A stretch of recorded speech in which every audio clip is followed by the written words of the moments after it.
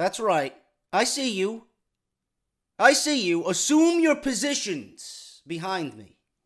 Go ahead. Oh, man, if I, that's number one. If I get through this podcast without clearing my throat at least 10 times, I'd be happy, man. Jesus Christ, do I feel like shit. I feel like shit. So I'm not going to be my usual over-the-top self. What are you doing? Don't you see I have to record? What are you meowing at? I'll play with you later. Anyway, yeah, I'm not editing that out, by the way. WWE this week, man. It was a hit or miss. Monday Night Raw offered nothing in terms of getting you excited for WrestleMania, even though I think everybody at this point is excited for WrestleMania because it's a stacked card. We were all looking forward to SmackDown Live because of the return and the announcement that Daniel Bryan made last week, and the fact that he got his ass kicked by Kevin Owens and Sami Zayn. We were all interested in the follow-up. Are they finally going to make the announcement for WrestleMania with Daniel Bryan and Shane McMahon teaming against Owens and Zayn, which they did. I will discuss that a little bit further today. And that was pretty much all we were looking forward to this week. NXT, as always, delivered on every sense. We'll talk about that as well. But Monday Night Raw seemed to be the worst of the WWE programming this week. And I want to start off with the John Cena Undertaker situation because this is the most talked about thing, I think, coming out of Monday Night Raw. John Cena and Kane, I know, sleep-inducing in the main event. Kane in the main event of a Monday Night Raw in 2018. I still can't get behind it. I don't know. I will never understand why. No matter if he's a Hall of Famer, a legend, the brother of The Undertaker, I don't care. I have absolutely zero interest in seeing Kane in the main event of a Monday Night Raw in 2018. Please just go do your mayoral duties and get the hell out of here. But John Cena, after putting Kane through a table on Monday Night Raw, once again berated The Undertaker, called him a coward, and said he was selfish, and pretty much uttered the words that don't make sense when describing The Undertaker. John Cena doing everything he can to kind of intimidate The Undertaker and poke fun at The Undertaker. During the match with Kane, he sat up, he did the throat slash, he tried to do the rolling of the eyes behind his head type of deal and failed miserably at it. But John Cena calling out The Undertaker and the John Cena storyline going into WrestleMania with The Undertaker presents itself as probably being the most interesting of the storylines because WWE, for the first time, can do.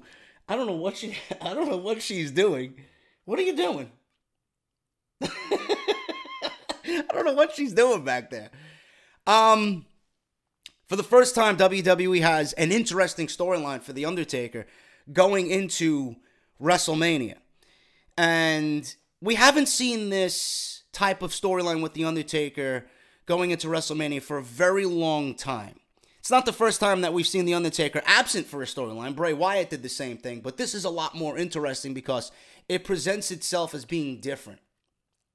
And what I propose the WWE does here, a lot of people are saying, oh, the WWE should have The Undertaker come out next week, and next week is going to be a big Monday Night Raw because it's the go-home show. The NCAA basketball finals are going to be taking place on Monday, and a lot of people are going to have a vested interest in that. WWE can probably offset that by having The Undertaker appear, but that's not going to work. You're not going to advertise The Undertaker to come on Monday Night Raw because you want him to show up just randomly. You're not going to say, yep, The Undertaker's here. Please watch Monday Night Raw. No, it's not going to work that way. So what I propose WWE does is keep The Undertaker off television until WrestleMania. Have John Cena come out and hear nothing from The Undertaker. And I mean nothing. No smoke, no thunder, no lightning, no darkness, nothing. You just let it be. The selling point in this feud now is the silence that The Undertaker is showing John Cena. That is the selling point. We don't know what version of The Undertaker we're going to get. It could be the Dead Man. It could be the American Badass. We don't know. That's the mystique about this storyline. That is where the vested interest in this storyline is. It's in the silence. We all thought The Undertaker was going to come out and confront John Cena. Hell, I wanted The Undertaker to come out and confront John Cena because I would have loved the way John Cena has been performing on the microphone as of late, calling out The Undertaker. I would have loved to seen a verbal one-on-one with The Undertaker, a little bit more humanized, going one-on-one with John Cena. And John Cena doing what he does best, hyping a match this big. The interest now is in the silence. And what I would do is I would have John Cena go into WrestleMania not knowing if he's on the match card. You continue this and have a storyline pretty much building throughout the WrestleMania card. John Cena wants to be a fan. Have him go to WrestleMania as a fan. He didn't hear The Undertaker. John Cena was proven right. The Undertaker really is selfish. The Undertaker really is retired. The Undertaker really is a coward. He wants nothing to do with WWE. He wants nothing to do with the fans or WrestleMania. He wants nothing to do with John Cena. He has nothing else to prove. He doesn't need to come back again and prove himself to John Cena. He's done it all. So John Cena wants to say, listen, if you're not going to show up, I'm going to go to WrestleMania as a fan.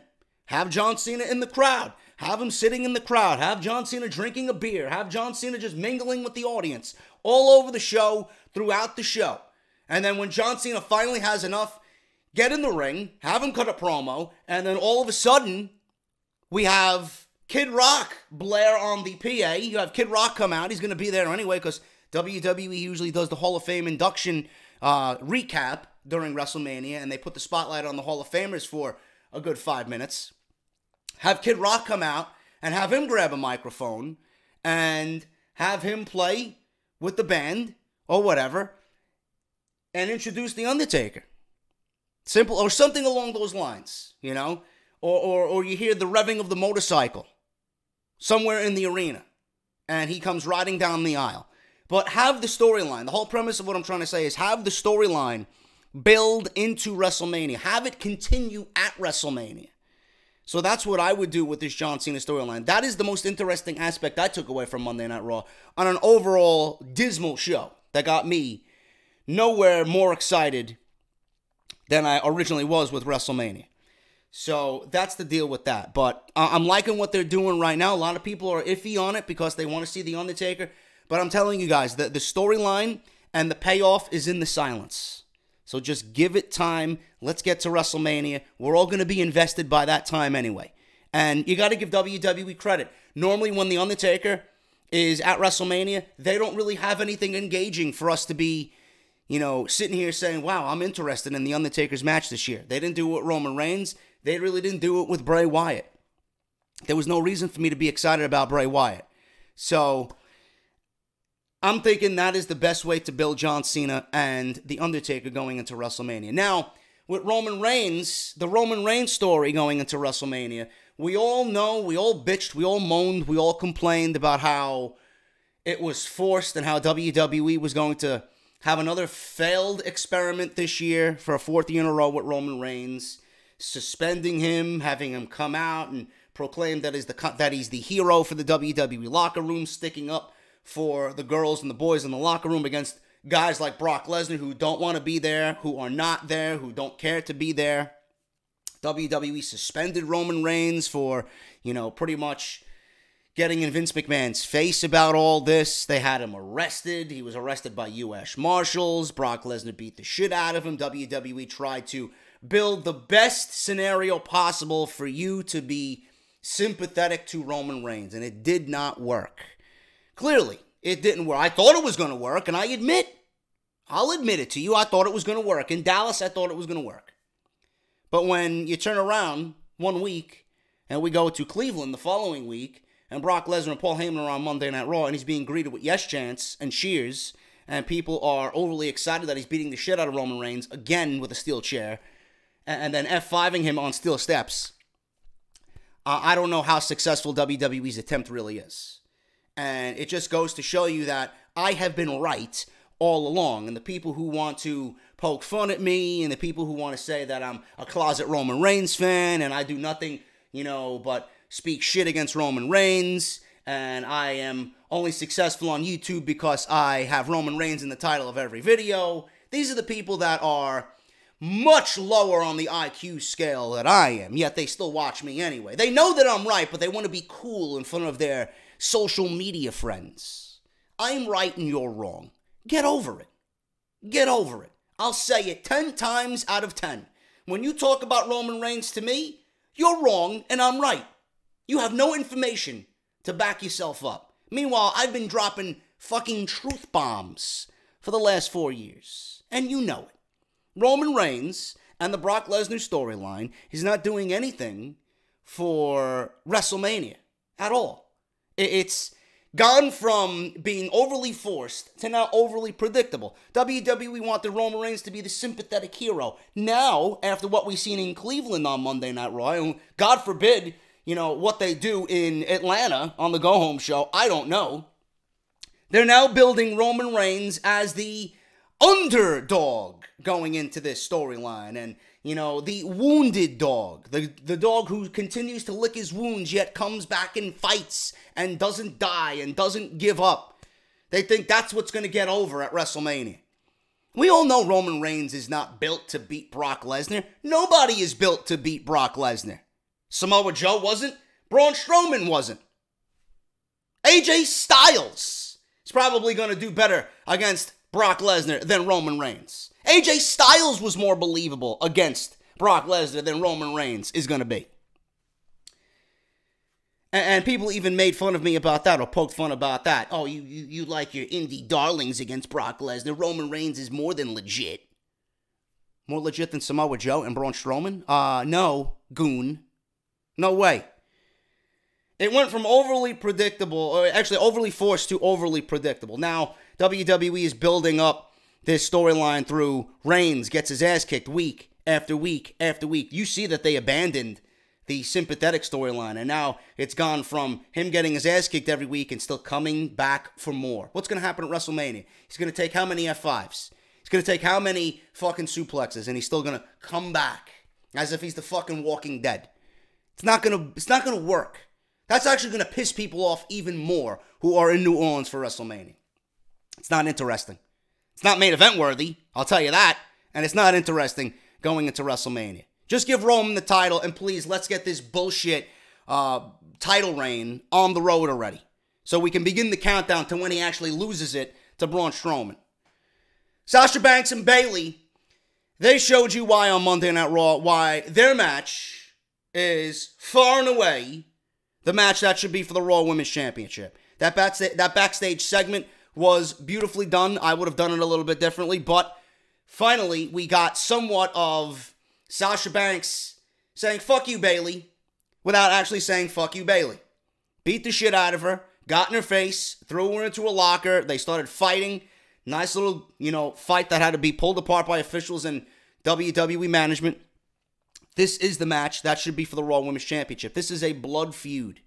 And the reason why I want this for the title is, A, based off their history, you know what they're going to get. And B, being that the Raw Women's Championship has been so stagnant for the longest time, it has lost most of its value.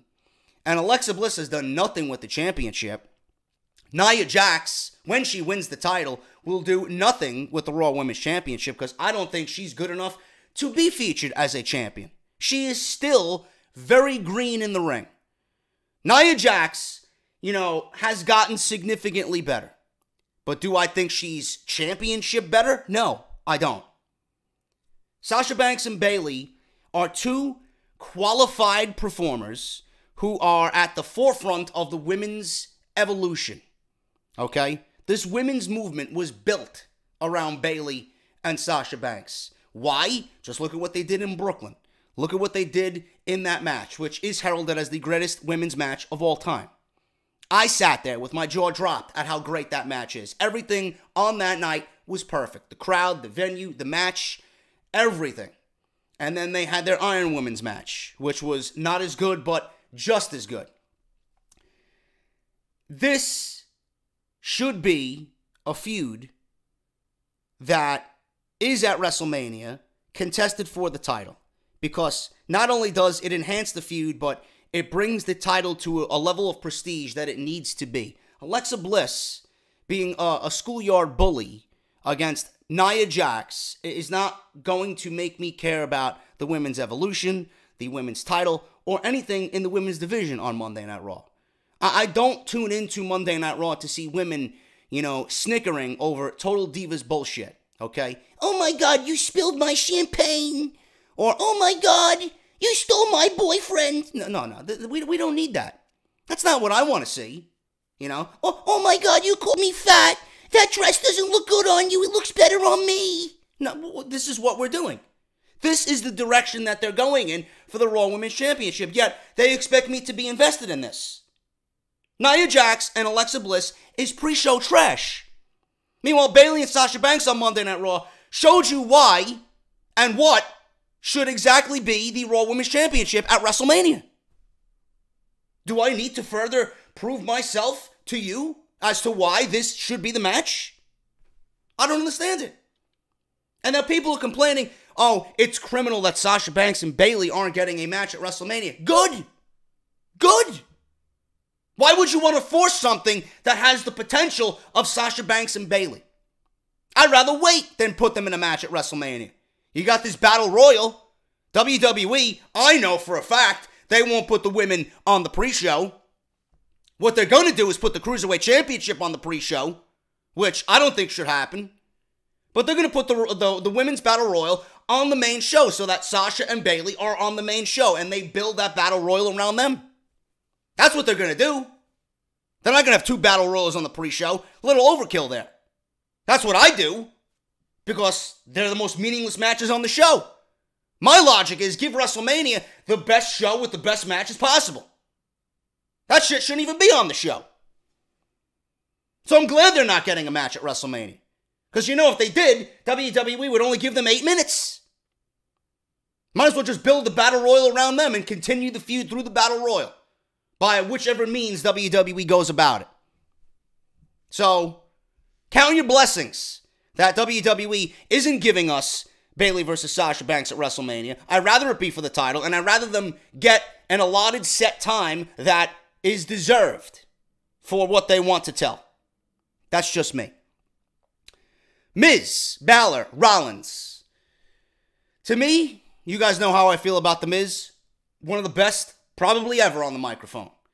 Another guy like John Cena who can sell a feud just by his words.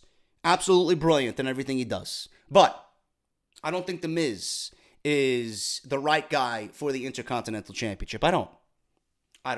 I think The Miz is actually bringing the Intercontinental Championship down. I don't like that WWE is pretty much forcing the longest reigning Intercontinental Championship thing with The Miz because he's not. He's in no way comparable to a Bret Hart or a Shawn Michaels or a Mr. Perfect or a Razor Ramon or guys like that who held the Intercontinental Championship. Workhorse guys. I don't find The Miz to be in that category at all. I think whoever's comparing The Miz to those guys is on drugs, to be brutally frank with you. The Miz is bringing the Intercontinental Championship down and has done nothing for the Intercontinental Championship at all since being moved to Monday Night Raw. It's like Monday Night Raw found a permanent home on The Miz with the Intercontinental Championship. I think he's holding not only Balor and Rollins down, he's holding the Intercontinental Championship down. Look at what The Miz is doing with Balor and Rollins. Balor and Rollins are like two snickering, clowns in class who want to throw paper airplanes and want to set the geek's hair on fire that's sitting in front of them. That's what I see when I watch this shit on Monday Night Raw. You got Balor coming out smiling. What the fuck are you smiling about? You got Seth Rollins, who's just as equally as talented as you, fighting over the Intercontinental Championship. You're 1 week away from WrestleMania. What are you smiling about? Because you're trying to cause dissension between The Miz and The Miztourage? Who gives a shit? This should be about the title. Then you got Rollins over there just following along with whatever Finn Balor's doing. And then for a brief moment, then we get serious. For one brief moment, I seen Balor, no smile, hold up the Intercontinental Championship, and I'm like, that one moment, I wish I could suspend in time. That is what it should be about. That's what it should be about. Not that I didn't appreciate what The Miz did with the Miztourage and have it be a complete ruse on Monday Night Raw. He was being a heel and doing what heels do best. Get one over on the baby faces by any means necessary. But it was completely unnecessary. It was completely unnecessary. I wish The Miz would have followed what he did the week prior. Going back to their indie roots and telling them that they don't belong on Monday Night Raw. They don't belong at WrestleMania. This is his world, you know? That's what I would have done. But Rollins and Balor need to, and I think they will because I think they're main eventing Monday Night Raw this coming week in Atlanta on the Go Home show. They need to come down to a serious level now. And there was one instance in that segment on Monday Night Raw where Balor, I had glimpses of seeing what Balor would look like as a heel. I think Balor, after whatever draft or shakeup they have, if there is one, I think Balor needs to be a heel. Honestly. If he doesn't win the title, I think Balor should become heel. Now, if he does win the title, which I expect he should, because I think Rollins is being moved over to SmackDown Live, and then AJ is coming over to Monday Night Raw. That's just my prediction on that. If Balor is the Intercontinental Champion, I think it's going to be a whole hell of a lot better on Monday Night Raw than The Miz, because it presents him with a lot more opponents. A lot more opponents. That's just me. But there was one instance where I seen Balor and what he would look like as a heel because he had this nasty face on. He was serious.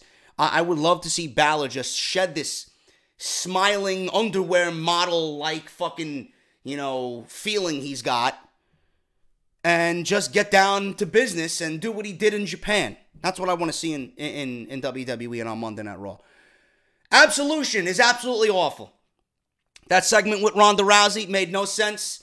I went off on it on my Monday Night Raw review. I don't know why you would bring Absolution out on that show in that situation. I don't understand what it accomplished. Like, I don't know if WWE is trying to shove Absolution in the fans' face and kind of portray them as something important when we know they're not. Mandy Rose is awful. Sonya Deville is terrible. Who the fuck would want to be a part of Absolution? Why would you even think Ronda Rousey needs or wants to be in Absolution? Are you serious?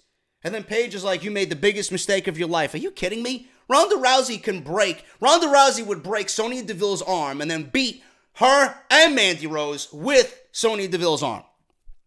We don't need Ronda Rousey with any backup. We don't need Absolution coming out, getting in Ronda Rousey's face. And then I see the people on social media, oh, Paige, if she was healthy, that would be an interesting program. No, it wouldn't. No, it wouldn't. I don't want any part of that. Whatever they did on Monday Night Raw was terrible. It did nothing to build a tag team match at WrestleMania, and it just came off sloppy. And then the beatdown afterwards looked terrible. Mandy Rose looked out of place. Sonya Deville went to go punch Ronda Rousey and ended up giving her a shoulder pat on the left shoulder, and then she got clotheslined. What is this doing to sell me on Ronda Rousey in the ring? And before that, Ronda Rousey had to cut a promo. She had eyeliner on that looked like she was dressing up as Ronald McDonald for an early Halloween. What the fuck was that? Yellow and red eyeliner. Seriously. Ronda Rousey on the microphone is clearly becoming an issue. And I got news on why Ronda Rousey is cutting the promos that she's cutting. Apparently WWE is having her unscripted. I don't understand that. They're having Ronda Rousey go out there unscripted? For someone who's never cut a promo in the WWE in her life, you're going to have her come out there unscripted? She looked terrible out there. And it's not getting me excited about Ronda Rousey in the ring either. I think WWE right now is dropping the ball on Ronda Rousey. Too much smiling. She came out smiling again. There was one glimpse of where Ronda Rousey just went into Ronda mode. She had that look that pretty much signified, I'm going to fucking kill you. That's what I want to see. This is what you need to be doing. Stephanie McMahon and Triple H just cut a promo for 6 minutes in a video package saying that you're a joke. That's all about your ego, that you're egotistical, that they own you, that they're going to repackage you and rebrand you as something in their image after they beat you at WrestleMania. You're going to come out smiling? You should be in Ronda mode 24/7 going into WrestleMania now. I don't want to see any smiling. It's bullshit, man. Absolute Garbage. Absolution is terrible. Please get them off my television. Shane McMahon, moving over to SmackDown. He will not be at WrestleMania. He will not be at WrestleMania. I don't know why WWE went out on Tuesday and had Daniel Bryan make this match. And I think they're severely downplaying the severity of Shane McMahon's injuries. Shane McMahon will not be wrestling at WrestleMania if indeed he has diverticulitis. He's not. How can anyone wrestle with diverticulitis? Why would you risk, let alone risk a McMahon in the ring, when you know what Shane McMahon wants to do at WrestleMania? You're going to have him go out there and attempt to do what Shane McMahon does at a WrestleMania with diverticulitis and a hernia? We don't know if he needs surgery. We don't know what type of treatment he's getting. We don't know what type of condition he will be in next week. Now, WWE might have made the match official for now because they didn't really have any plans going into the show, and they figured, you know what, let's make the match official, and then we'll worry about it the following week and find Daniel Bryan a new tag team partner. But Shane will not be at WrestleMania. Now, the question is, if Shane is not at WrestleMania, who is WWE going to get to team with Daniel Bryan? There is a few options out there. I gave you my opinion on it on Tuesday. I think Johnny Gargano will lose against Tommaso Ciampa, and he will go on to be called up to the main roster. And I think Johnny Gargano coming out as Daniel Bryan's tag team partner for that match at WrestleMania would be unbelievable. It's Daniel Bryan 2.0. It's mini-me. You know? I think that would be great. And then you got Johnny Gargano on SmackDown Live. I've heard rumors of Chris Jericho. Chris Jericho will not be at WrestleMania because he has prior engagement with Fozzy. People are saying WWE can bring in Bobby Lashley. Bobby Lashley is as bland as vanilla ice cream, dude. He is trash. You think Bobby Lashley's going to move the needle on SmackDown Live? I'd rather him have not signed with WWE. He will have no impact on WWE television. He's going to be like another Jinder Mahal. Seriously. He will move no needle in the WWE. Boring. People were mentioning Batista. People were mentioning Batista because Batista was right in the center of the Yes movement. Daniel Bryan tapped out Batista and he won the WWE World Heavyweight Championship 4 years ago. I could see that if WWE wanted to bring Batista back for one night there.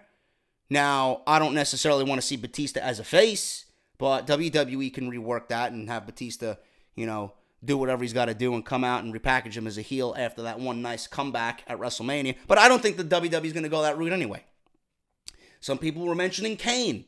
You know, Team Hell No, back together. I don't want to see that either. I don't want to see Kane at WrestleMania, let alone on TV.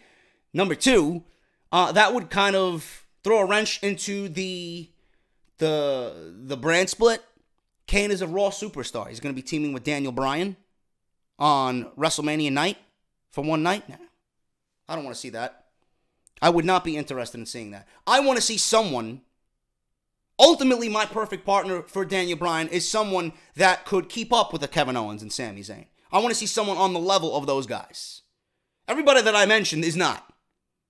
Everyone that I mentioned is not. Shane McMahon, healthy? Yes. Because you don't know what the fuck the guy's going to do. He's unpredictable as they come. Now, I've also heard rumors of Dolph Ziggler.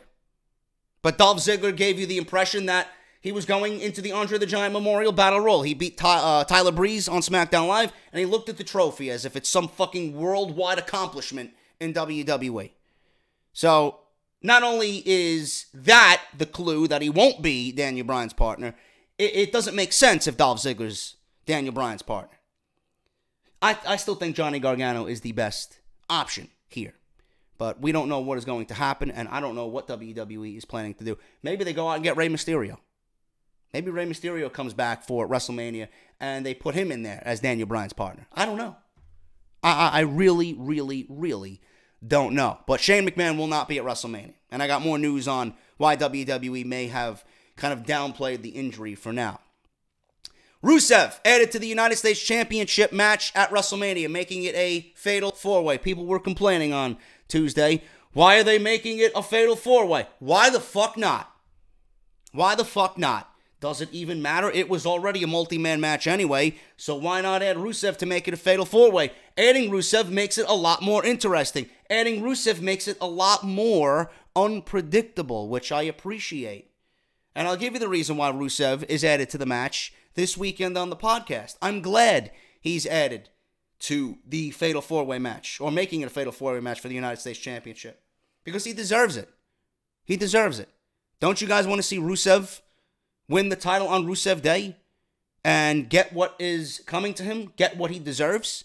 The guy has gotten over. He's one of the biggest merchandise sellers in the WWE, and he would have been in the Battle Royal in a non-important role. Now he's put into a U.S. Championship match in which he has very good odds to walk out of New Orleans as the new United States Champion. Why not? I think this is a great idea. It made a match I had absolutely no interest in to me becoming interested in it. Leave it at that. It was already a multi-man match. Who gives a shit if they're adding Rusev to make it a Fatal 4-Way? Let the guy get his payday. Let the guy get what he deserves. We know he should be pushed. This is WWE hopefully listening to the fans, and this is WWE finally giving Rusev a shot to win the United States Championship. I hope it happens. Multi-Man Mania, speaking of that, it continues with the tag team titles being announced and confirmed for WrestleMania. The Bludgeon Brothers, the Usos, and the New Day. Another triple threat match. A lot of multi-man matches at WrestleMania. I don't really appreciate that. I think WWE needs to throw a wrench into the gears and switch things up. People are wanting a ladder match. I proposed a ladder match for the U.S. title. Clearly, that's not happening. I think a ladder match would be fine for the tag team championships. Having the Usos, the New Day, and the Bludgeon Brothers in a ladder match at WrestleMania, if that gets announced, which I'm hearing rumors that it will, and I mentioned it on Tuesday, that's the match I would make a ladder match. We have to have our, obligatory ladder match at WrestleMania. Why the fuck not? These three teams could potentially steal the show just based on their work alone. You add a ladder match stipulation in there, could be match of the night. We don't know.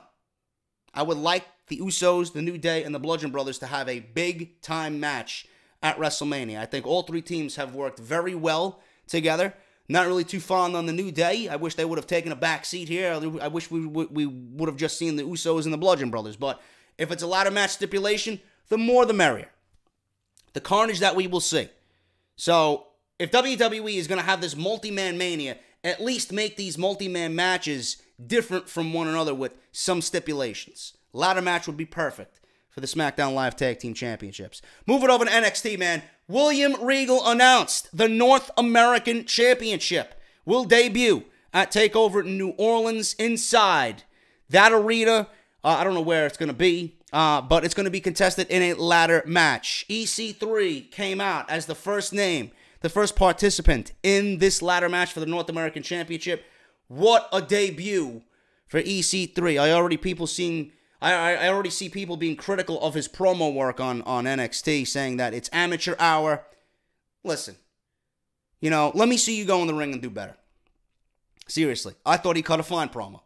I think EC3, the way he carries himself, and I said this on NXT Review, EC3 on TNA looked minor league. He comes to WWE, he looks like a fucking superstar. And that's what WWE does. And I mentioned this on NXT Review, WWE creates. Look at what they gave EC3 as far as theme music, man. Look at what they did to produce his entrance with the EC3 logo popping up on the Titantron. Look at how they have him come out looking. He looks like a stud. He looks like $1 million. EC3 might have been the number one guy in TNA. But now, WWE has him. They're going to mold him, and he already looks like a guy that can carry the company on his back just by appearance alone. Look at what he looks like. Can you imagine what Vince McMahon is going to do when he looks at EC3? That is a number one guy waiting to happen in WWE based on one night alone. I'm very interested to see what he does in his stay in NXT. And I'll admit, I didn't watch EC3. I didn't watch TNA. I knew of his work. It's not like I didn't know what he was doing over there, but I really didn't watch TNA to see what he did over there, here and there.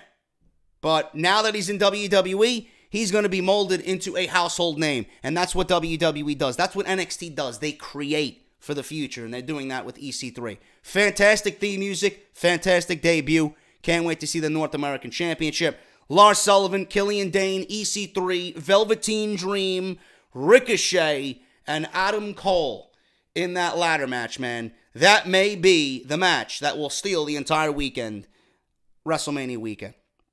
Speaking of stealing WrestleMania weekend, Johnny Gargano and Tommaso Ciampa. I said this on Wednesday when I covered NXT. This feud is being built up perfectly. They're using all aspects of social media to build this feud up. Tommaso Ciampa has come out and showed you exactly how a heel should be playing a heel. He has played the role of a heel brilliantly. He hasn't said one fucking word for 2 weeks. Finally opened his mouth. And then they had the sneak attack with Johnny Gargano pretending to be a fan in the audience. Beautiful. Beautiful. And then he posts a video on social media of Johnny Gargano stalking him at his home, knocking on his home door at 3 o'clock in the morning. Ciampa comes into the NXT Performance Center the night of NXT this week, hunts down Regal, says, you got to do something about this. Regal says, the only way I could do something about this is putting you in a match with him and have it be unsanctioned. You take care of this now. You know, if Johnny Gargano wins, he gets his job back. If not, if you beat him, he's gone from NXT forever. But I do agree that Johnny Gargano is, you know, crossing the line. He should not be attacking employees of the company when he's no longer working here. They have built this storyline up beautifully. The only negative, I think, is that they might be rushing through this storyline to get one or both on the main roster. I think WWE could have made this storyline even greater if they prolonged it just a little bit and had the culmination of this in Chicago when the original, where the original DIY split actually happened last year. But I'm not going to complain. Non-sanctioned match with Johnny Gargano and Tommaso Ciampa at WrestleMania weekend at TakeOver New Orleans. Take my fucking money. It might steal the whole weekend. And you're going to hear me say that a lot on NXT's card. That ladder match and that non-sanctioned match could steal the whole fucking weekend. Can't wait to see what they do. The Dusty Classic has been good this year.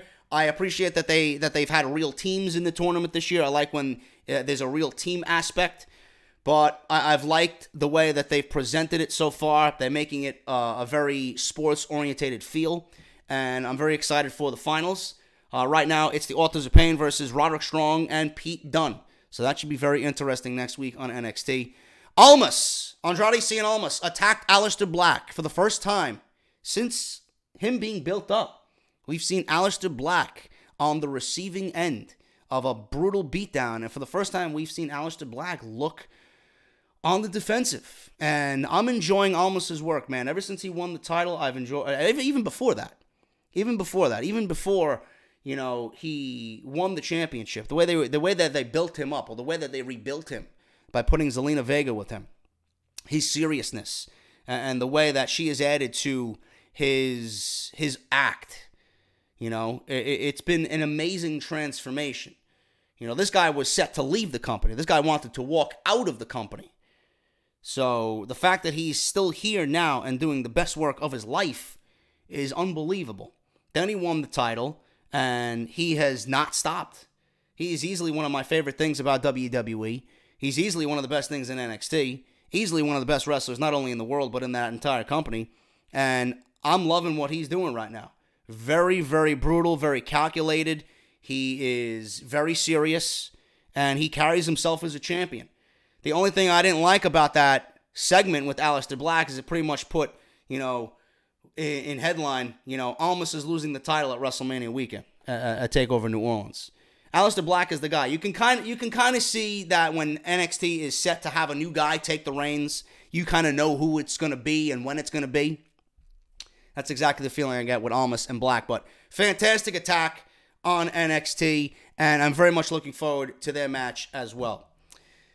A lot of people asked me about Strong Style Evolved, and if I watched the Golden Lovers versus the Young Bucks. I watched the whole event.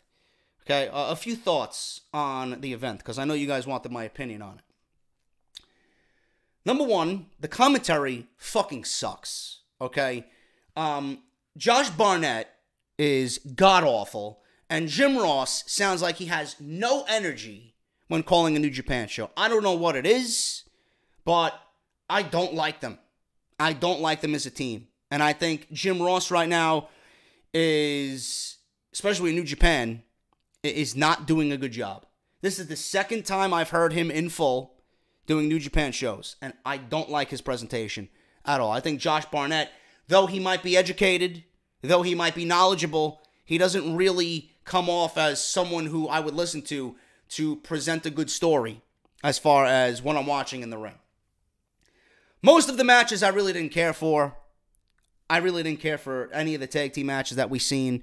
You know, not to say that it was bad, but the one thing I wanted to watch this for was the tag team match, the end of the show. Jay White. I want to make something of a mention here about Jay White and Hangman Page. Jay White, to me, I don't know what the big deal is about Jay White. I think Jay White is awful. I'm being brutally honest with you. I think Jay White is fucking boring. Jay White has a great look. Jay White looks like he's fucking coming out, wants to star in the recreation of the fucking Crow. He looks like he's got the whole presentation down. He does. But when he's in the ring, I don't know what the fuck he does.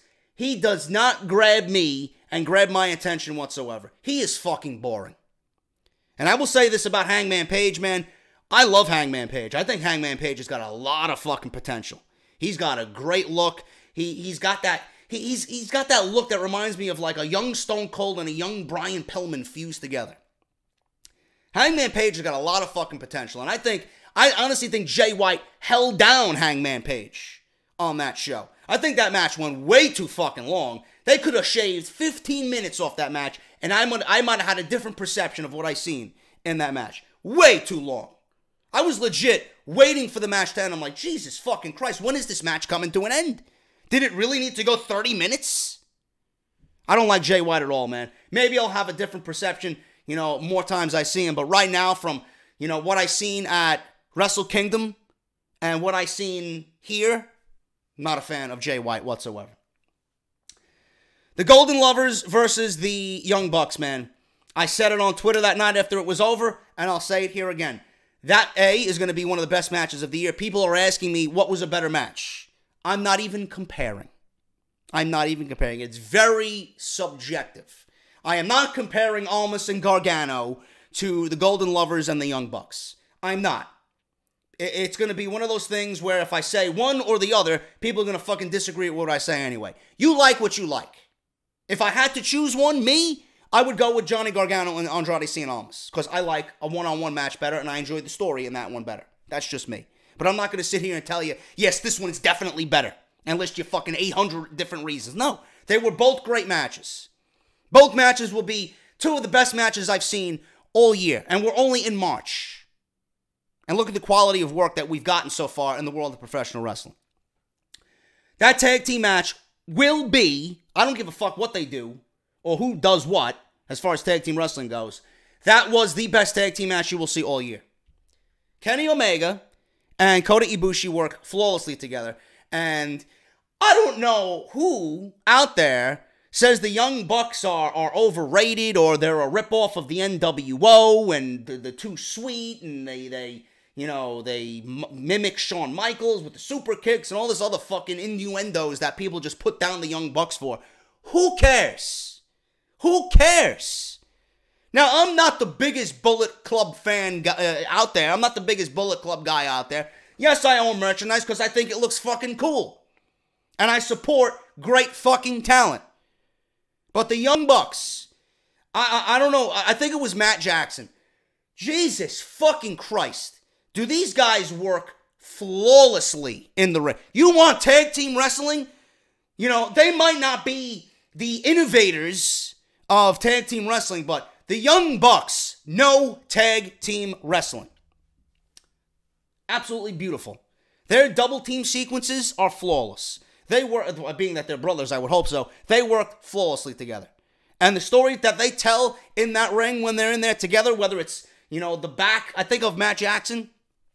His back is fucked up and they're selling the back. Great storytelling, man. And the passion between both Matt and Nick Jackson and Kenny Omega, being that they're part of the Elite, they want to prove to each other that they are the greatest on this planet, but there's still an undying love for one another there.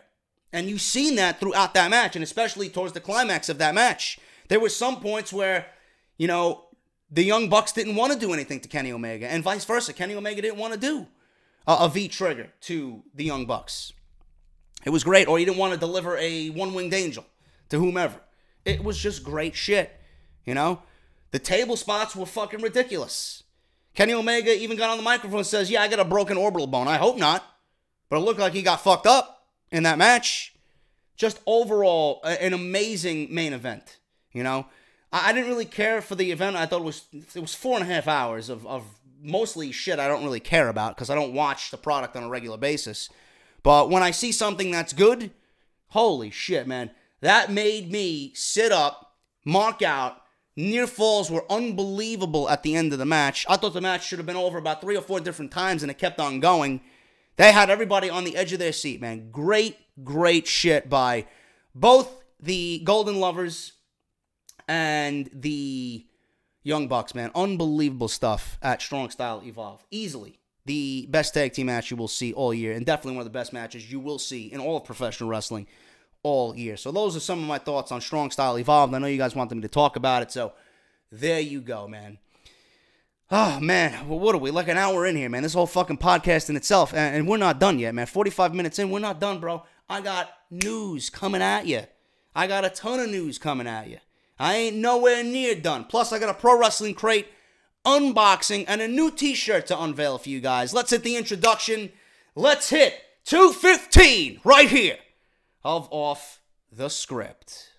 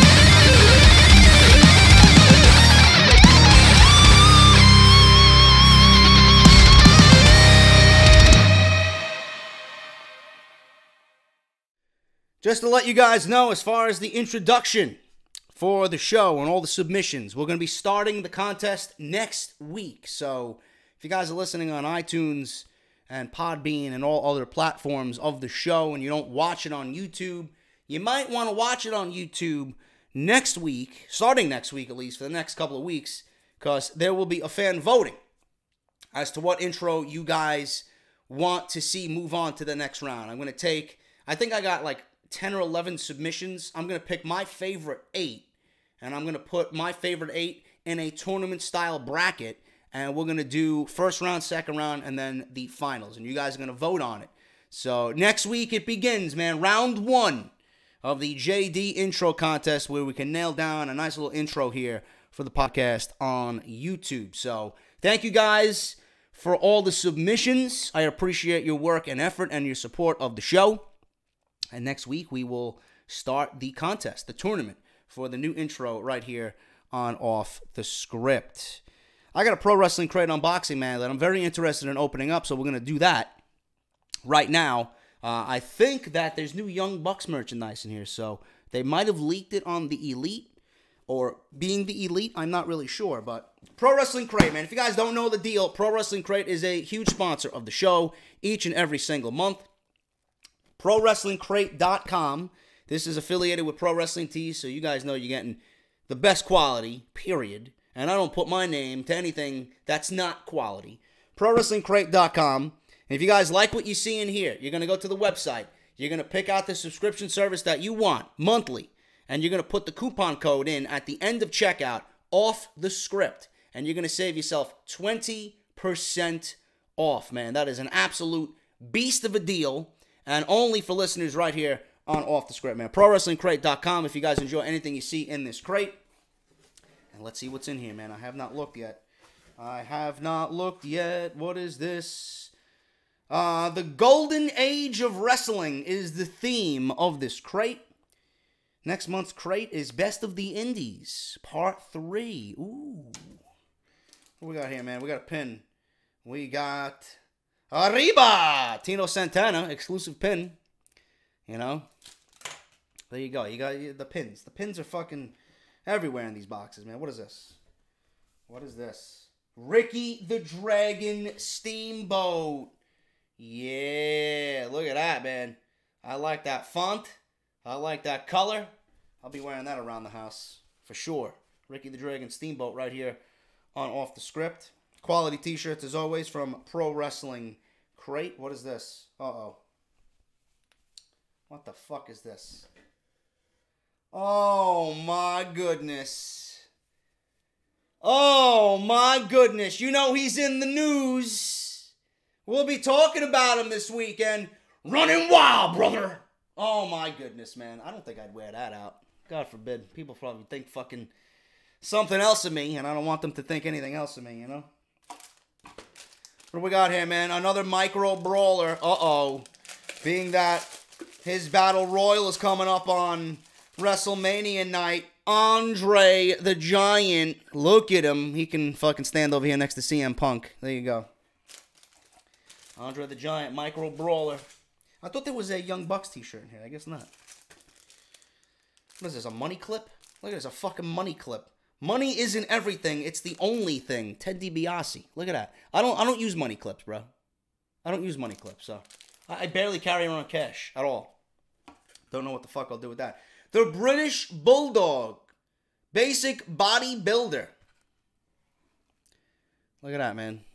Basic bodybuilder. I guess this is the British Bulldog's basic bodybuilder. Teaches you the techniques to use in the gym to sculpt, tone, and build your muscles.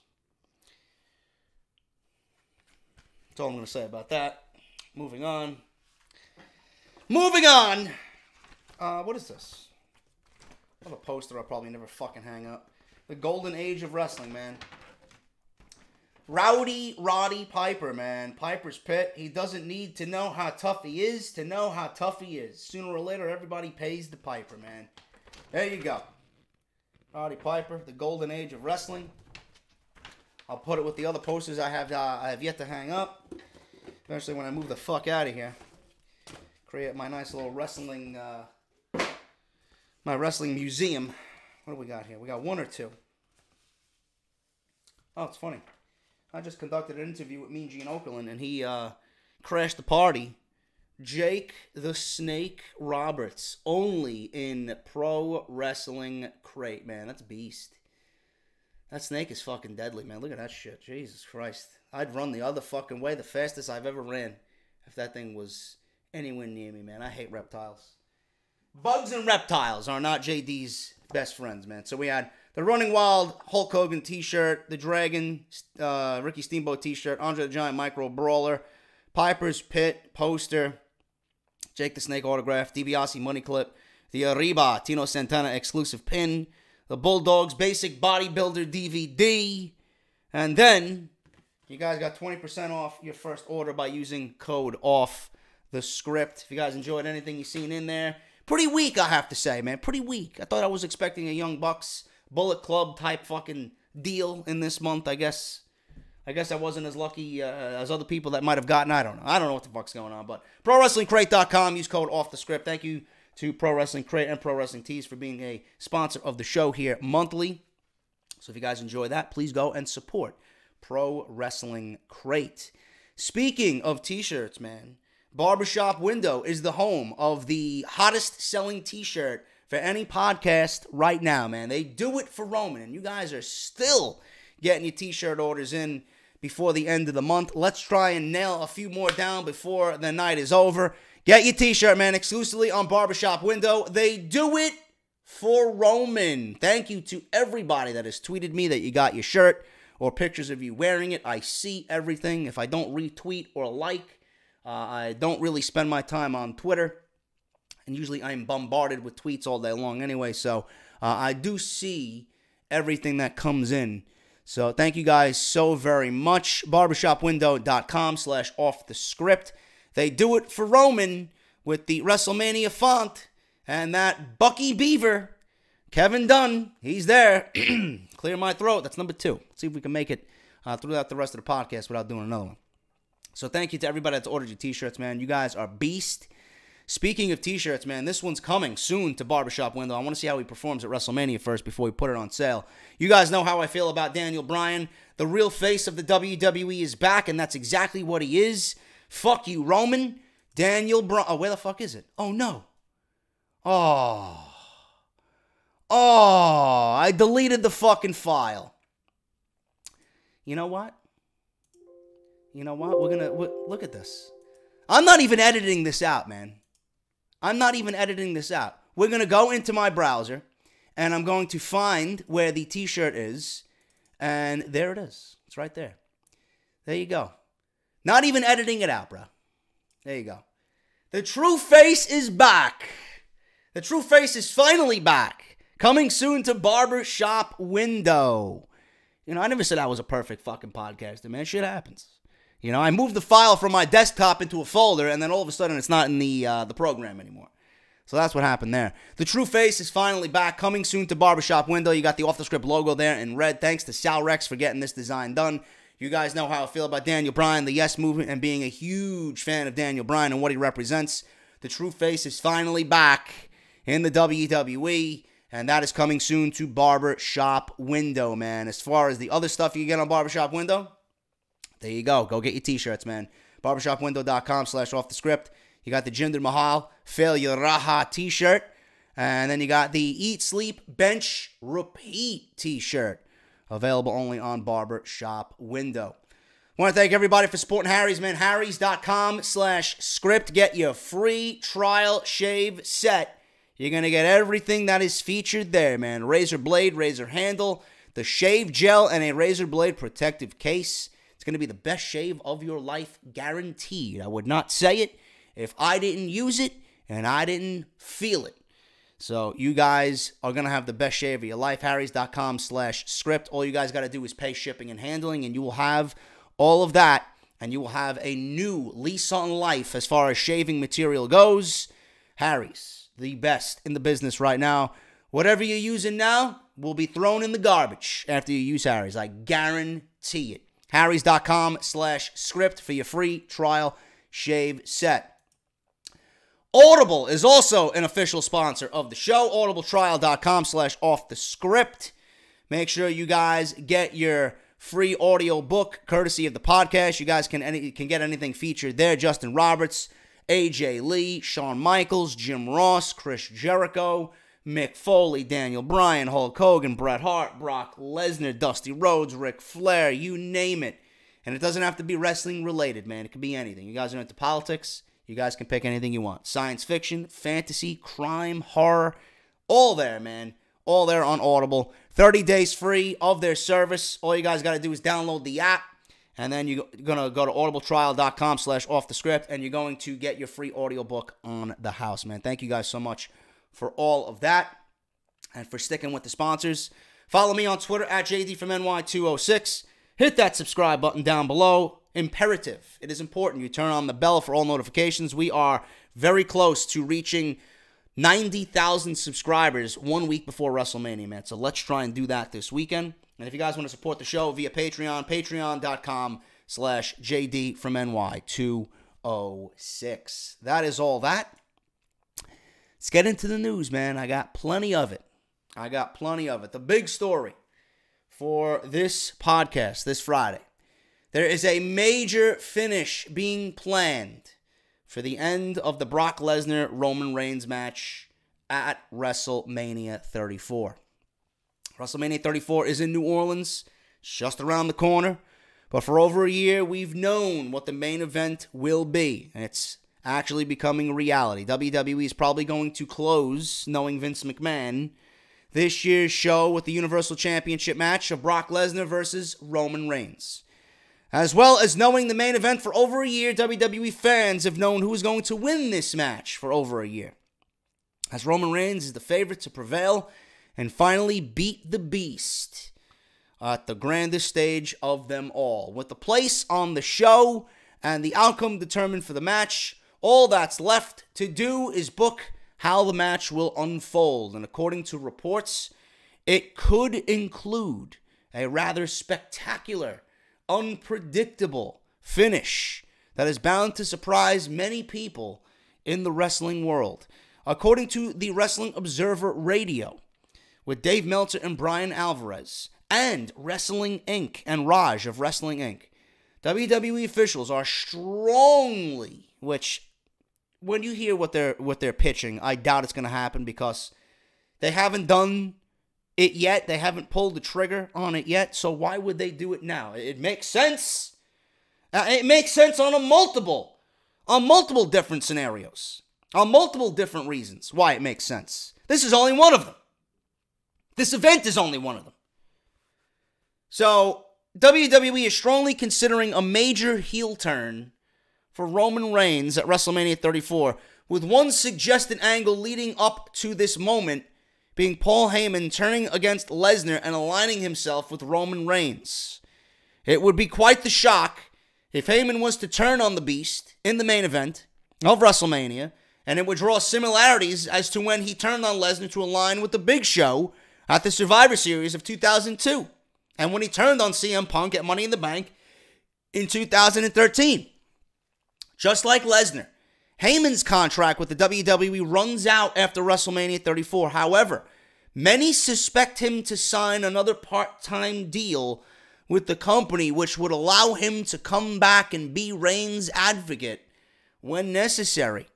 Nevertheless, Heyman turning on Lesnar would truly be a shocking moment to the booking of this match that no one would have seen coming for a couple of months ago. And it's bound to still surprise many fans on the night of WrestleMania if it does take place. This might be WWE's attempt as well to try and put Lesnar vs. Reigns on the same entertainment level as the WWE Championship match between AJ Styles and Shinsuke Nakamura, which many believe will steal the show on April 8th. Certainly a Reigns heel turn would be openly accepted by many, as fans have been begging the company to turn him heel for some time now, but with him aligning with Heyman, many fans would not see that coming at all. This makes too much sense for WWE to do it. It makes too much sense. It makes too much sense. This is not the first time WWE, or rather, this is not the first time fans have pitched ideas of Paul Heyman turning against Brock Lesnar. This is not the first time fans have pitched ideas of Paul Heyman becoming an advocate for Roman Reigns. This is not the first time fans have pitched ideas for Roman Reigns to turn heel.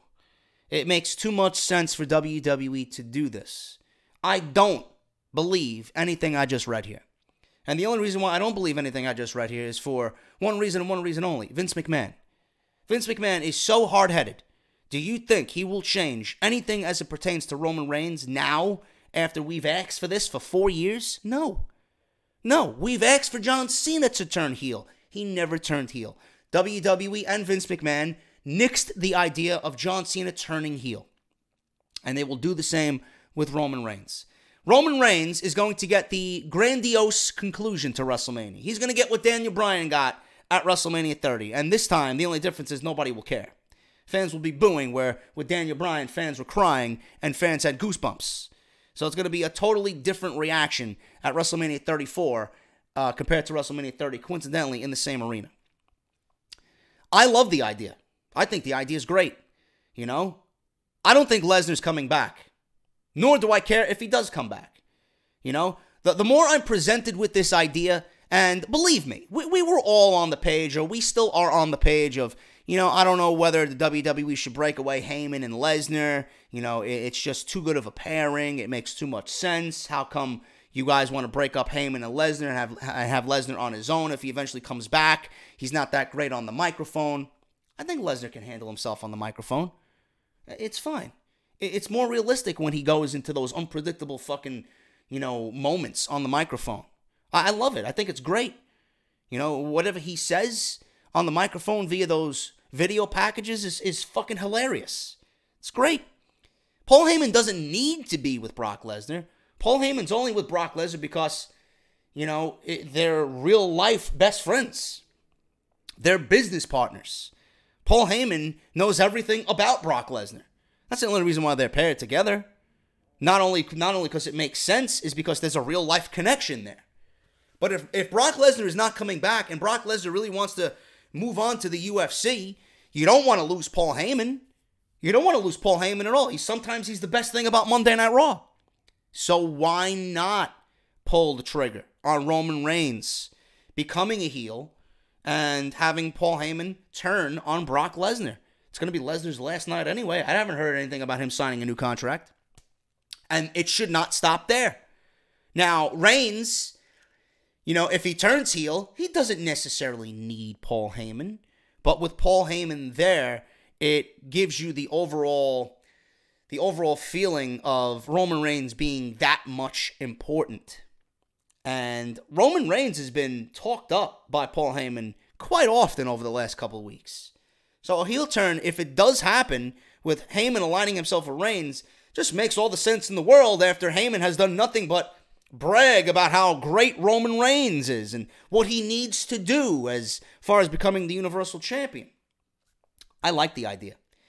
And another reason why I like this idea is because it plays into the fact that Roman Reigns as Universal Champion, if they ever wanted to cross that bridge with him being heel, do you know how much of a reaction this would get if WWE wanted to even explore it just a little bit?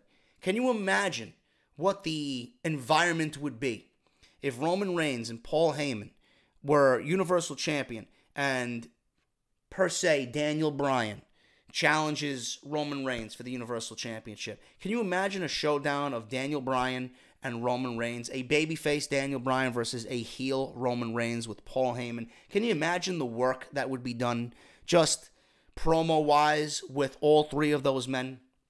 Can you imagine the atmosphere and the crowd reaction? That would be bigger than Ultimate Warrior and Hulk Hogan at WrestleMania 6. And I would absolutely die to see that happen. I think it would be great. The storyline is there. The storyline is there. Roman Reigns, all he has to do is come out and say that Daniel Bryan being back ruined him from becoming the true face of the company. That's why he aligned himself with Paul Heyman. Paul Heyman made me realize that I don't need these fucking people. I don't need these people whatsoever. So with you back, you were nothing but a roadblock from me getting what I deserve. The story is built. The storyline is there. If WWE wants to explore it, I mean, it's a take on what we talk about on social media. It will be bringing everybody's social media fantasies to life. Why not do it? That would make for some of the best television that WWE could ever produce, because it ties into real-life emotion. I'm hoping that it happens. I'm getting myself excited for something that's probably never going to happen. But Roman Reigns turning heel presents itself in a more positive light than anything. So I don't know why WWE wouldn't do it. What are they expecting? Are they expecting balloons and confetti? Are they expecting people that are going to be fucking smiling from ear to ear because Roman Reigns won the Universal Championship? That crowd will piss all over Roman Reigns, especially if it's in the main event. They're going to piss on him anyway. But if it's the last thing that people see, you think Roman Reigns is going to go into Monday Night Raw, expecting cheers? Or you think Vince McMahon's plan for the last 4 weeks, trying to get this guy to be a superhero for the locker room and a sympathetic figure, you think all that's going to really be a successful, way of WWE booking this guy? No, it's all going to crumble right before their very eyes. Just based on what happens at WrestleMania and at Monday Night Raw. It makes no sense to continue this guy on the path that he's going. He will be the most vilified fucking champion in WWE recent memory. This will have failure written all over it. Seriously. The only way to save Roman Reigns right now is to have him turn heel. If they want, and let me tell you something, okay? For all the fucking people out there, Roman is not over. Roman's not over. Oh, but JD, he gets a reaction. Yeah, he's getting a reaction, but how many times do I have to explain it to you? He's getting a wrong reaction. Roman is not getting a reaction that is warranted for a WWE superstar. Oh, it's 50-50. He's the most hated, yet he's the most loved. He's a polarizing figure like John Cena. No. Why do we need another John Cena? Why do we have to toe the line of 50-50? The crowd is split. See, these people are brain dead. Roman Reigns is not getting a reaction. Roman Reigns is getting a false illusion.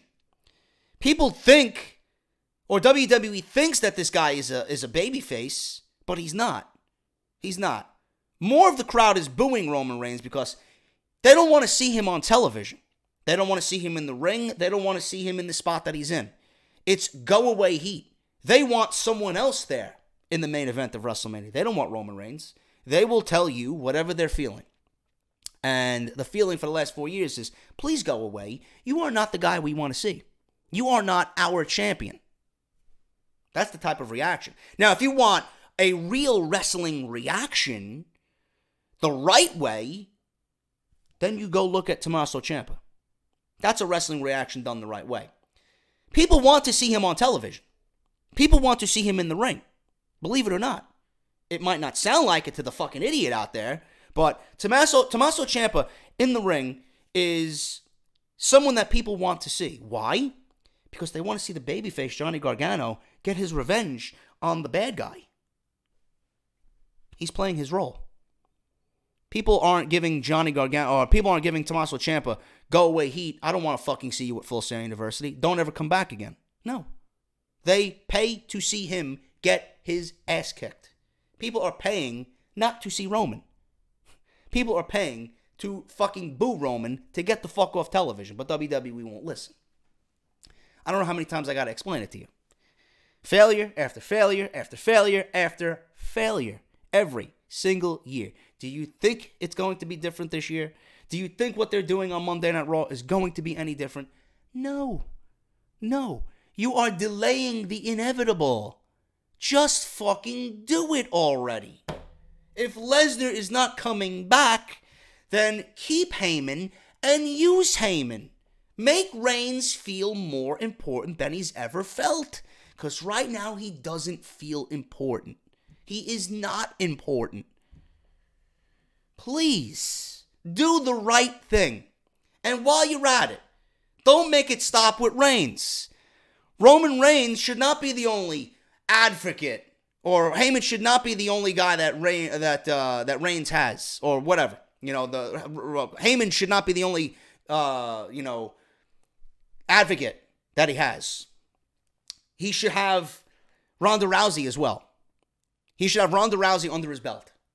So not only should Heyman be an advocate for Reigns, but he should be an advocate for Ronda Rousey as well, when that time comes. Because right now WWE is pushing her as a babyface.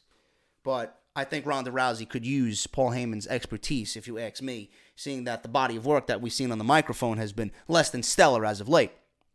But please, turn the man heel.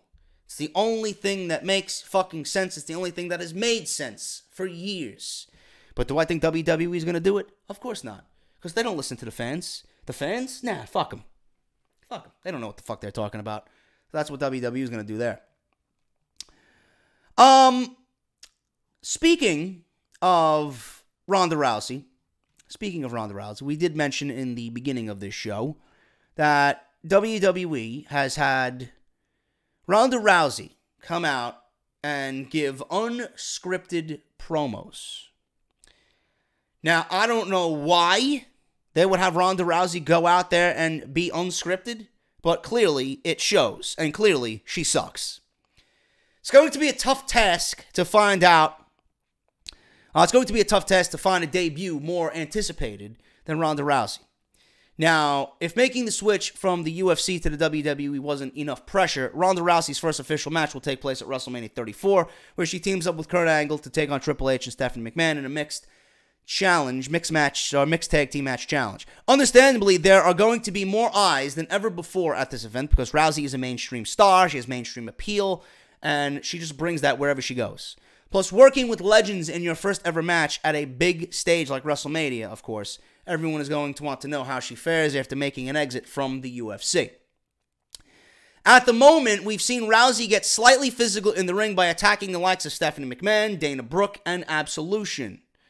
What a trio of fucking must-see acts there. Jesus Christ. The Get Off My TV squad would be fronted by them. Seriously. I should put all members of those groups on a T-shirt with remote control that says "Get off my TV." Really, that's a good idea. It's a good concept.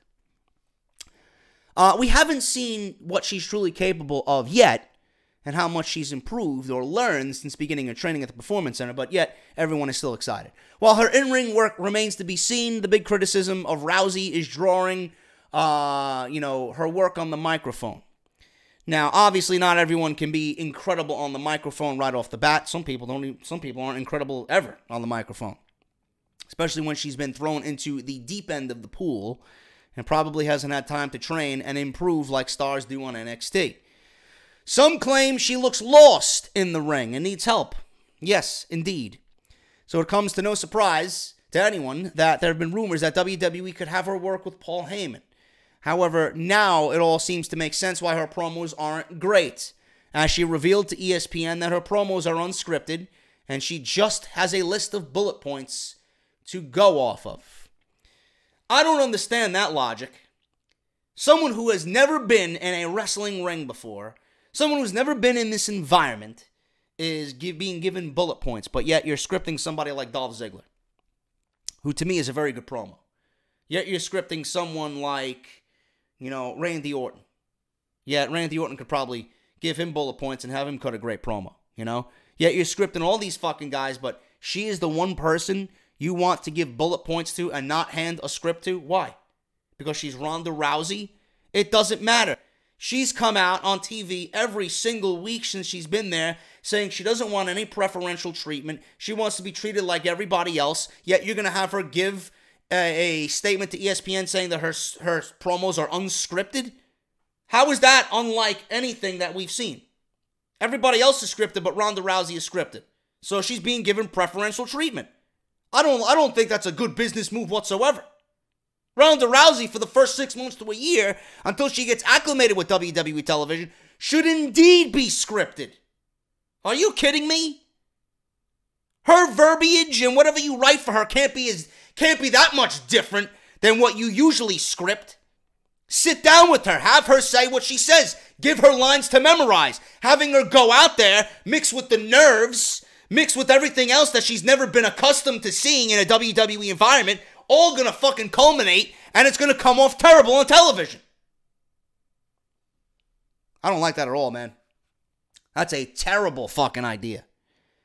According to Fightful, she said, and I quote, "I have bullet points.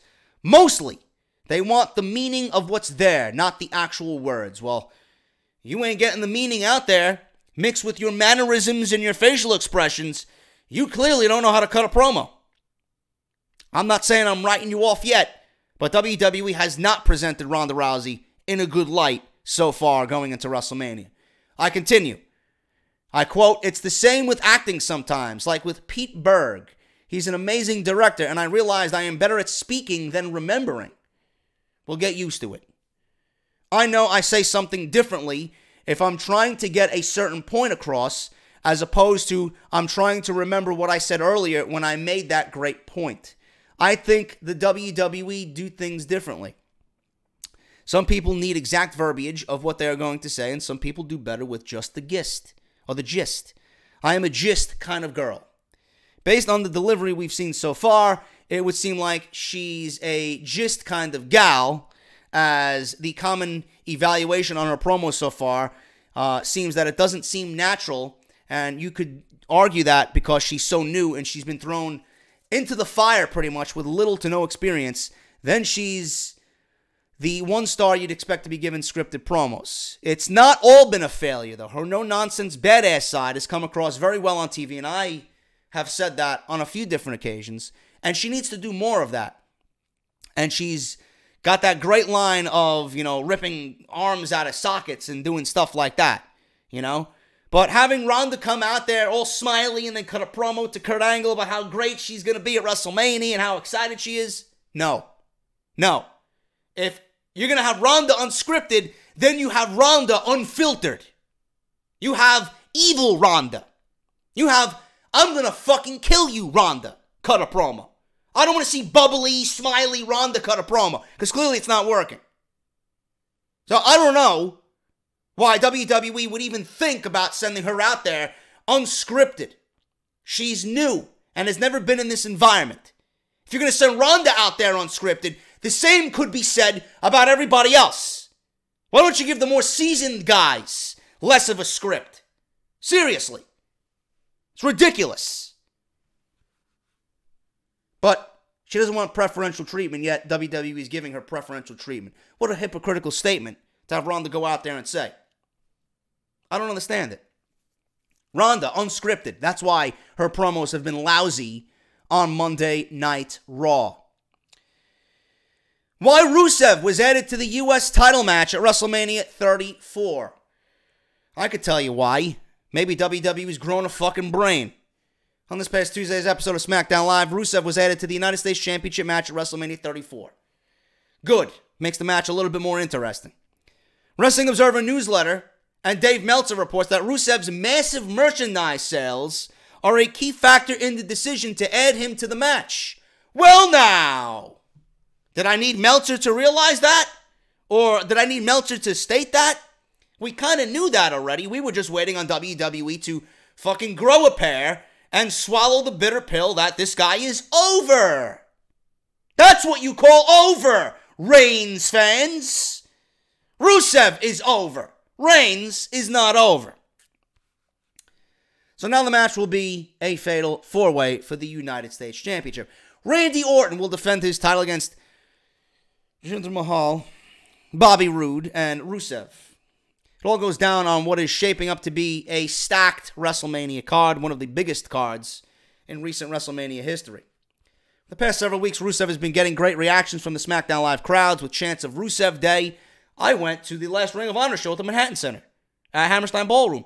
Huge Rusev Day chants there at a Ring of Honor show. The guy is over. Now, with his new Rusev Day shirt seemingly flying off the WWE shelves, seems like WWE has finally begun to take notice that the WWE Universe wants more of Rusev Day. For the past several weeks, it seems as though WWE has been trying to hold the gimmick down, sometimes keeping Rusev off TV altogether, and other times minimizing his role or having him lose completely. Rusev has been impressive. Brought a great match out of AJ Styles on SmackDown, brought a great match out of Nakamura on Fastlane, right? He's been doing great work. Him and Aiden English have been a fucking blessing to SmackDown Live, an oddball pairing that nobody thought would work and has worked flawlessly and brilliantly. Crowd loves him. Everywhere he goes, he's fucking cheered, right? People want to see more Rusev Day. People want to invest their time in Rusev Day. For whatever reason. You don't need a reason. WWE doesn't need to know why people want to see Rusev Day. That's all they want to do, is see Rusev Day. Don't question it. Give it to them. Why would you question a paying audience why they want to see somebody? If they're willing to give you money to see this guy and pay for his shit, why would you question? That means he's doing something right. All because it's not in your plans doesn't mean you gotta suppress the motherfucker. Listen to the fans. Somewhere I heard Stephanie McMahon utter the words, the fans are the heartbeat of the WWE Universe. Well, fucking live up to those words. Enough of holding people down. They did it to Ty Dillinger. They did it to Zack Ryder. They did it to Daniel Bryan. And now they want to do it to Rusev. They did it to Wade Barrett. They did it to fucking Damian Sandow. Do I need to explain myself further? Are we going to have another situation like all those with Rusev? Get with the program. You want to make money? The guy's making you money. Now they want to put him in a U.S. Championship match. Okay, great. Now, what do people want to see come WrestleMania? You think people are going to go into WrestleMania wanting to see Randy Orton, boring, vanilla, babyface Randy Orton win another WrestleMania match? No. You think people want to see fucking old ladies shaking hand, carrying their grocery bags and fucking walking them to the car, Bobby Roode? No. You think people want to see Jinder Mahal anywhere near a ring? No. There's only one right decision here. Rusev. If Rusev does not win the U.S. title at WrestleMania, WWE will have fucked up. Fucked up. It may be one of the biggest blunders of 2018. Rusev has struck gold with his Rusev Day gimmick, which even started getting chants at Ring of Honor shows. I told you, I was there, personally. If WWE truly wants to give fans what they want to see, they'll seriously consider Rusev winning the United States Championship at WrestleMania. With that being said, it's more likely like someone that Jinder Mahal wins the match to let one of the company's top heels have a big moment on the card, with almost every other babyface expected to win their respective matches. Should be interesting to see if WWE finally pulls the trigger on the organic rise of Rusev Day at WrestleMania. No, Jinder Mahal doesn't need to be the United States champion. If you want a heel to win the championship, there are a lot better options than fucking Jinder Mahal. He will actually kill the United States Championship. He would. He's garbage. I don't believe months ago I said that would be a great role for him. Maybe I would be thinking differently if they gave him the US title first before they gave him the WWE title. But now that he's had the WWE title, kill that. And AJ Styles still trying to bring prestige back to that title after the damage Mahal did to it. Maybe I would be thinking differently about Mahal if he wasn't gifted the WWE Championship coming out of WrestleMania. Maybe. That's a big maybe. The guy would have still been awful, though.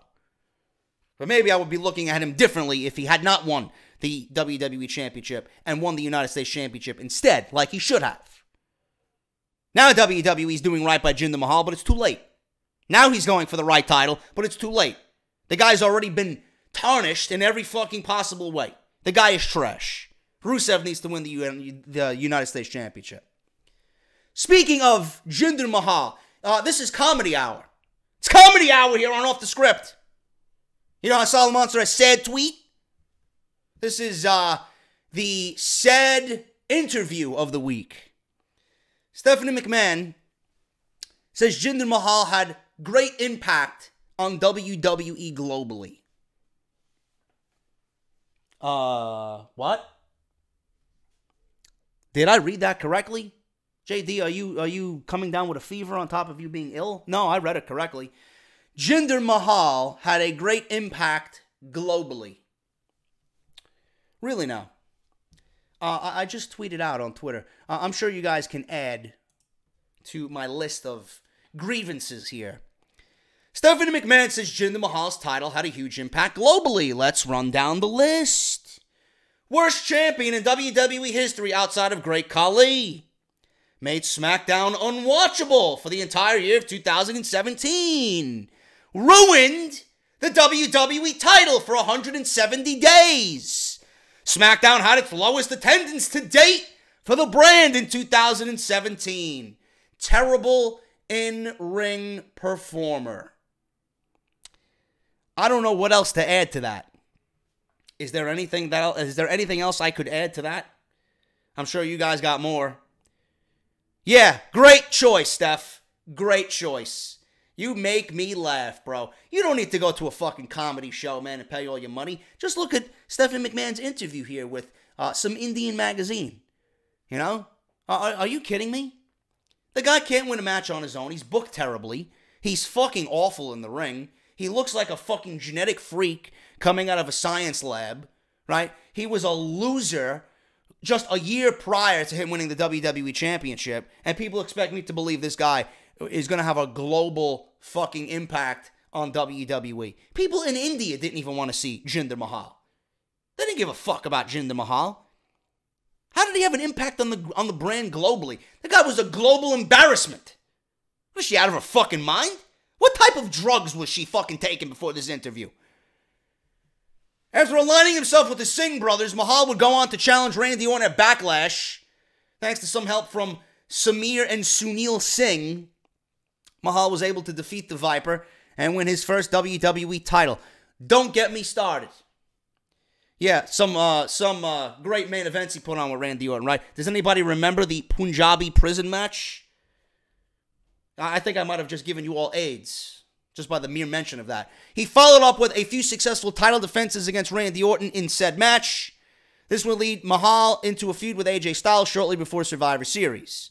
Yeah, that's why India shows were canceled with him as champion. That's why they took him out of the Survivor Series match with Brock Lesnar, right? He's such a global fucking phenomenon, right? He had such an impact on WWE, right?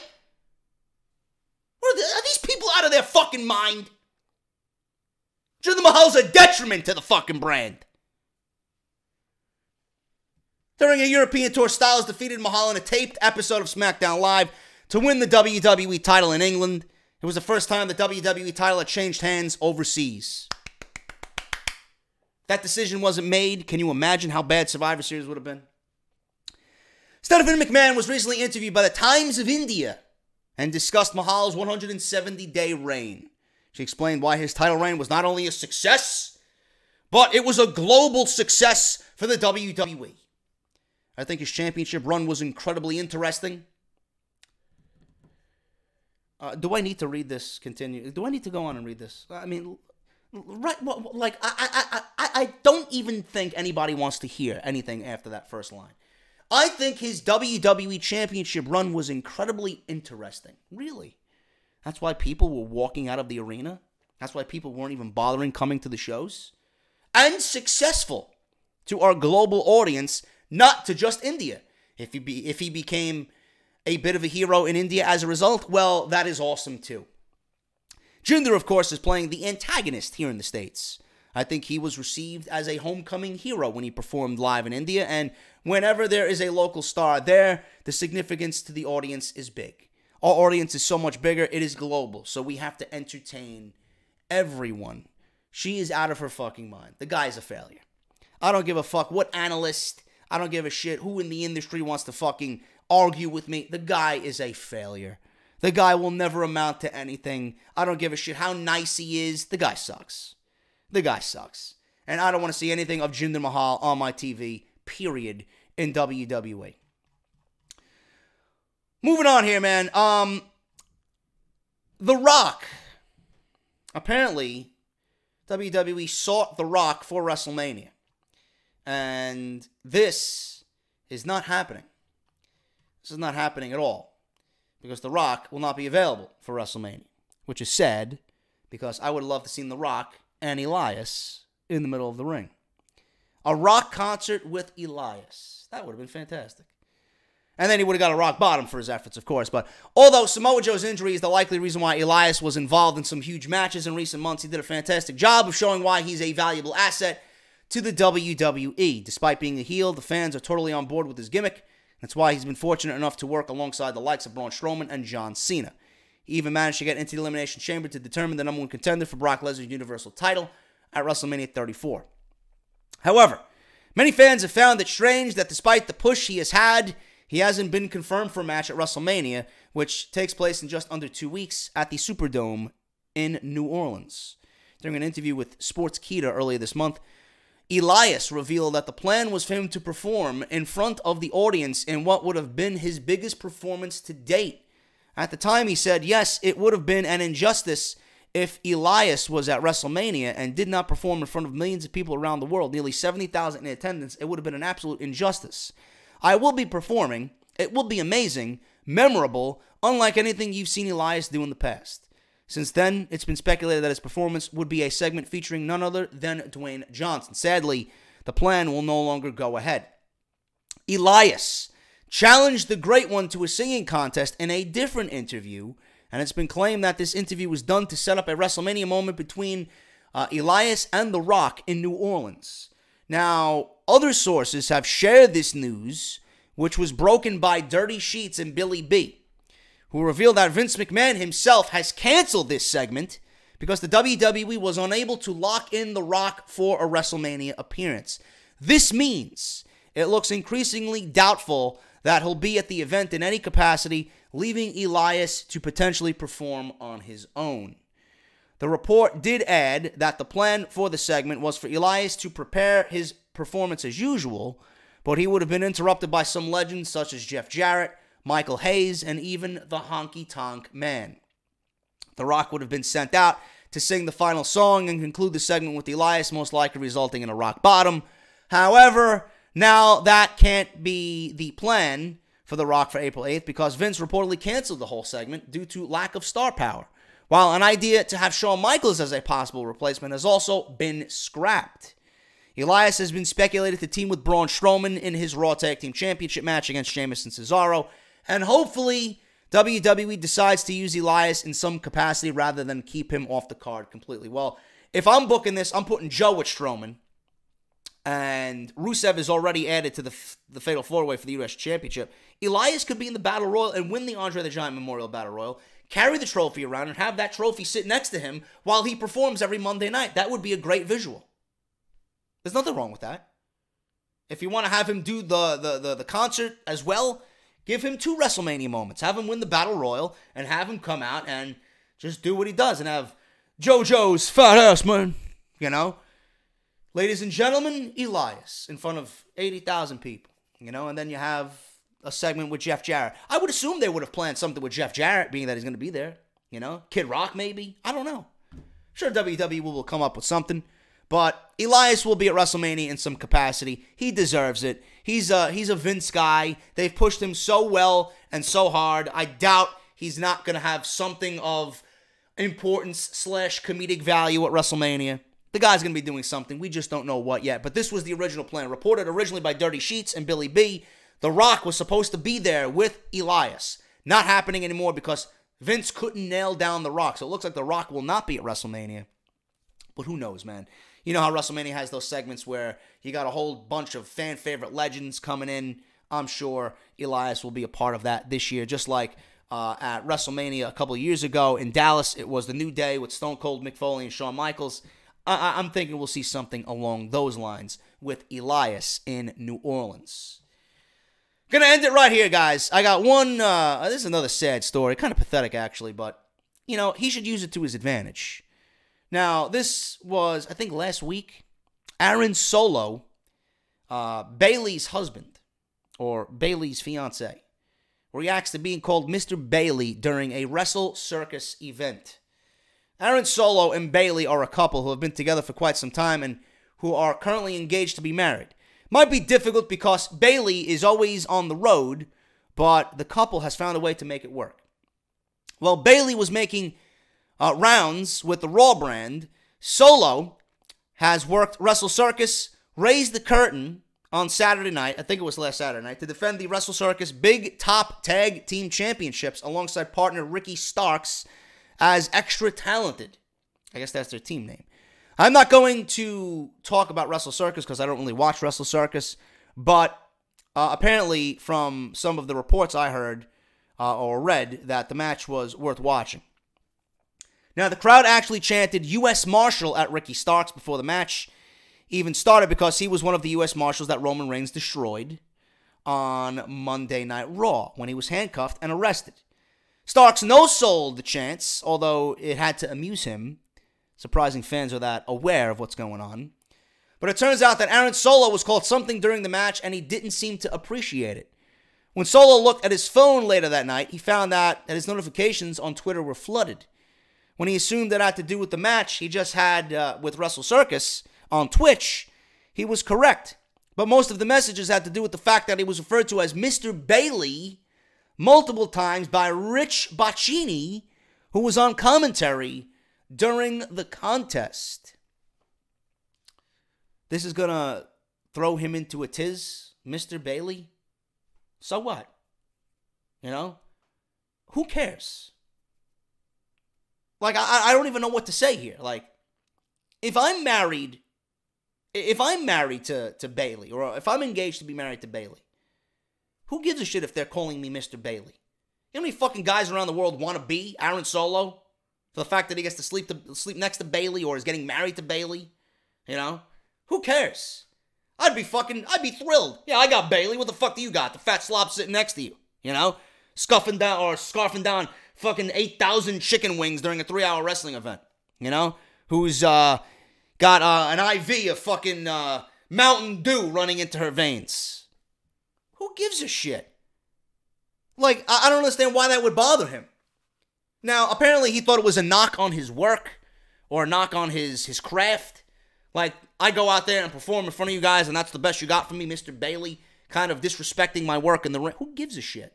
It sounds like this guy's got jealousy issues, or this guy's got a bigger head than he should have. Your wife is a bigger name than you. She's in WWE. You're working Wrestle Circus. Let the fans have their fucking fun. It's a pro wrestling crowd. They fucking chant the most obscene shit, the most ridiculous shit you can conceive. Who cares? Have fun with it. Like I said, look at the standard wrestling fan and his 400-pound girlfriend. You're engaged to be married to Bayley. Who's winning at life? You are. Who gives a shit? Use it to your advantage now. That's what I would do. Use it to gain traction on social media. Use it to build your character. Use it to enhance your act. There's nothing wrong with being called Mr. Bayley. He wants to fucking go after Rich Bocchini after that. He might have did him a favor. Might have gave him more fuel to his arsenal for his wrestling character. Let it be. Let it be. Use it to your advantage. I don't know what the big deal is there. Just wanted to get that out there. I thought that was a humorous yet ridiculous story that I thought you guys would like to hear. And that is off the script. That is part one. Part one is in the bag. I only cleared my throat twice. It's pretty good. Once in the beginning and once here in the second half. Nicely done, man. Hopefully I get better. I'm going to relax for the rest of the day. Hope you guys enjoy this. Hit that thumbs up. Subscribe. Tell a friend. Tell a colleague. Tell your girlfriend. JD's got a new podcast. And who's JD? He's a fucking beast. That's who he is. So thank you guys so much, man. Hit that thumbs up, like I said. Greatly appreciate it. Helps the video and helps it gets noticed on YouTube. Subscribe. Hit the bell for notification. Get your t-shirts. barbershopwindow.com/offthescript. They do it for Roman. Make sure you guys get your t-shirts there. barbershopwindow.com/offthescript. Harrys.com/script. And as always, audibletrial.com/offthescript. And the new Daniel Bryan t-shirt coming soon to Barbershop Window. The true face is finally back in WWE, man. I'm getting out of here. Thank you guys so much, and I'll see you for part 2 tomorrow. Same time, same bat channel. I'll talk to you guys later.